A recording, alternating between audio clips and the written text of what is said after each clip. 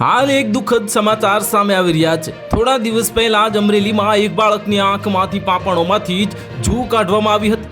આ ત્યારબાદ હવે ભાવનગર જિલ્લાના સિહોર તાલુકાના ચોરવડલા ગામમાંથી વિચિત્ર કિસ્સો સામે આવ્યો છે। 5 વર્ષના બાળકના કાનમાંથી 1 2 નહીં પણ 15 જેટલા વંદા નીકળતા તબીબો પણ ચોંકી ઉઠ્યા હતા અને કાનમાંથી આટલા બધા વંદા નીકળતા એ તપાસનો વિષય છે। ગામમાં રહેતા 5 વર્ષના બાળકને અવારનવાર કાનમાં દુખાવો થતો રહ્યો હતો અને જેથી પરિવારનો તબીબ પાસે લઈ ગયા હતા અને જ્યાં તપાસ કરતા તેની કરીને બાળકના કાનમાંથી 15 જેટલા વંદા અને તેના બચ્ચા કાઢવામાં આવ્યા હતા અને આ વિચિત્ર ઘટના જોઈને તબીબો પણ નવાઈ પામ્યા હતા અને આ ઘટનાને તબીબી વિજ્ઞાન જગતમાં પણ ભારે કુતૂહલ અને ચર્ચા જગાવી છે। ડોક્ટરો પણ અચંબિત છે કે કાન જેવા સંવેદનશીલ અંગમાં વંદા કેવી રીતે પહોંચ્યા અને ત્યાં જીવિત રહી શક્યા। આ કિસ્સો મેડિકલ જગત માટે વધુ તપાસ અને સંશોધનનો વિષય બન્યો છે।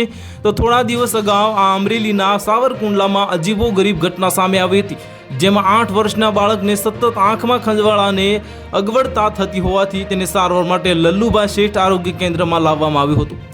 અહીં ડોક્ટરોએ તપાસ કરતા બાળકની આંખમાં જીવતી જૂ જોઈને ચોંકી ઉઠ્યા હતા।